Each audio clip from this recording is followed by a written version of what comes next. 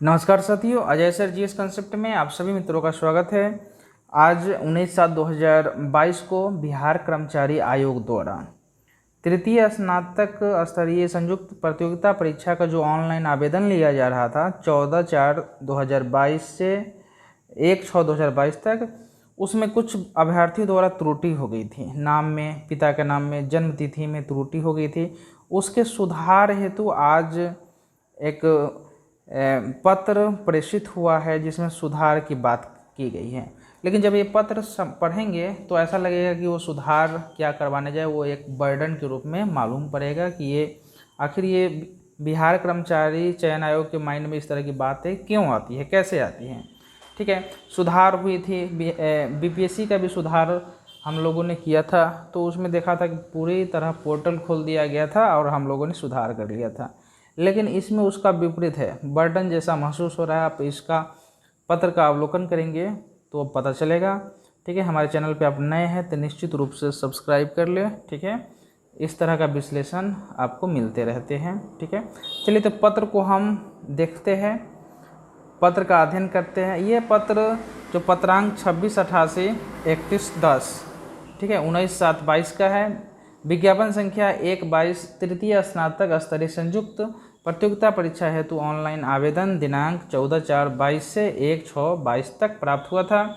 Online आवेदन समर्पित करने वाले अभ्यर्थियों कतिपय अभ्यर्थियों द्वारा ऑनलाइन आवेदन में त्रुटियों के दृष्टिगत त्रुटि परिमार्जन हेतु आयोग कार्यालय में अभ्यावेदन समर्पित किया था कि सुधार किया जाए। ठीक है, अब चलिए, ये तो आयोग ने अपने वेबसाइट पर एक त्रुटि सुधार आवेदन प्रपत्र भी जारी किया है, जिसे आप bssc.bihar.gov.in या www.onlinebssc.com से आप डाउनलोड कर सकते हैं। ठीक है, और डाउनलोड करके उसमें जो गलती हुई है वो आप डाल के आयोग में भेजें। अब 1 नंबर कॉलम को पढ़िए।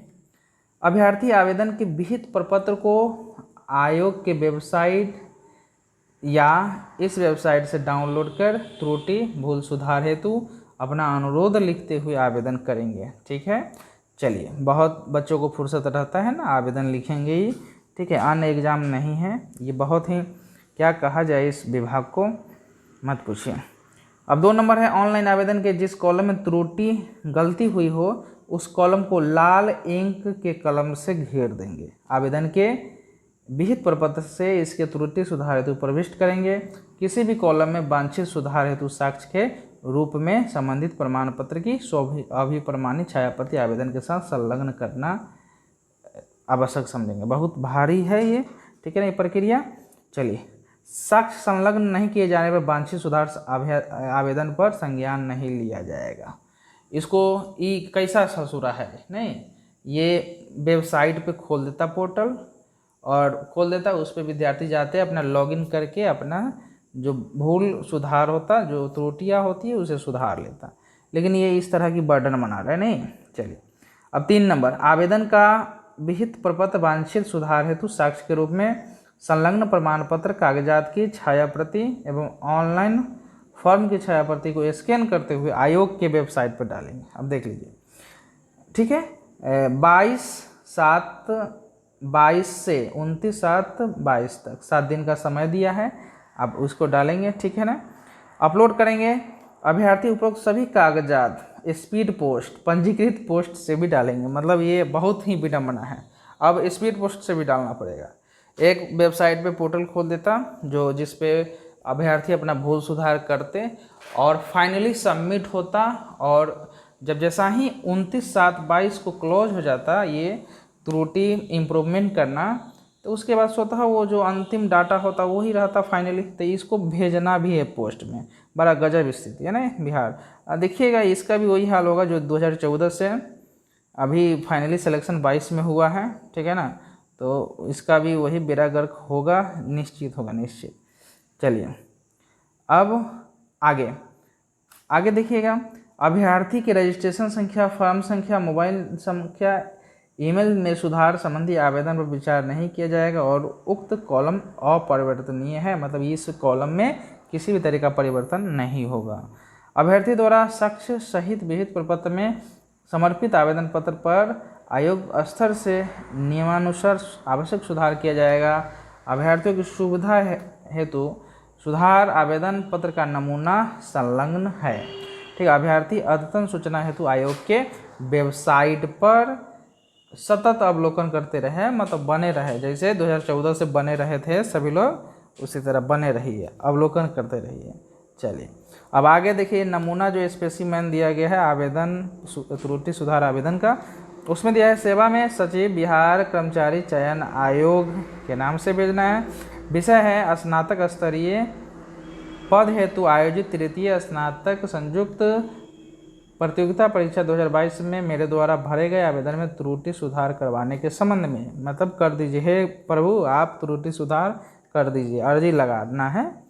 ठीक है, चलिए आगे देखते हैं। महाशय निवेदन पूर्वक कहना है कि मैं राहुल कुमार पिता सुरेश कुमार सिंह, पंजीकरण संख्या भी दिया हुआ है 1-2 करके स्पेसिमेन के रूप में, मछली गली राजा बाजार पटना का निवासी हूँ। मेरे द्वारा विषयांकित परीक्षा का ऑनलाइन आवेदन करते समय निम्नांकित कॉलम में त्रुटियाँ हो गई थी, जिसका विवरणी वांछित है। मतलब हे प्रभु हमसे ऑनलाइन आवेदन किए थे उस समय भारी गलती हो गई थी, हमें क्षमा करते हुए सुधार किया जाए, ऐसा मतलब कहना है।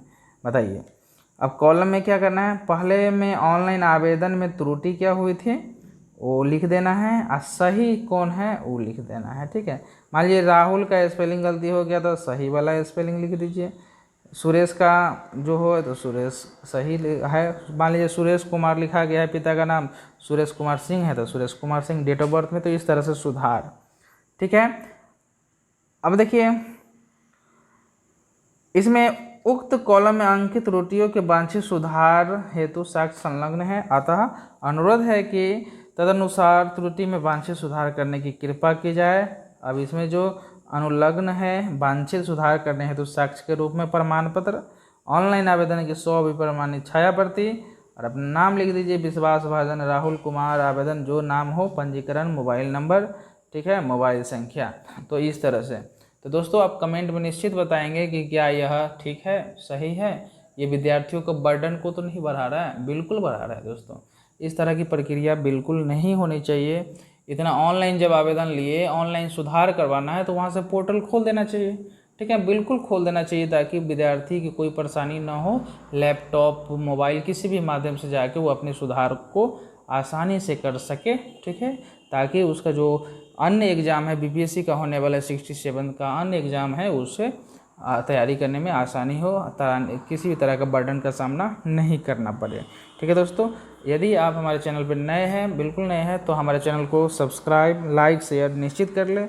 इसी तरह का इन्फॉर्मेशन आपको मिलते रहते हैं। हमारे क्लास भी यूट्यूब चैनल पे है, आप उसे जाकर निश्चित रूप से देखें, आपको निश्चित रूप से 67 एग्ज़ाम के लिए फ़ायदा होगा। ठीक है दोस्तों, तो धन्यवाद।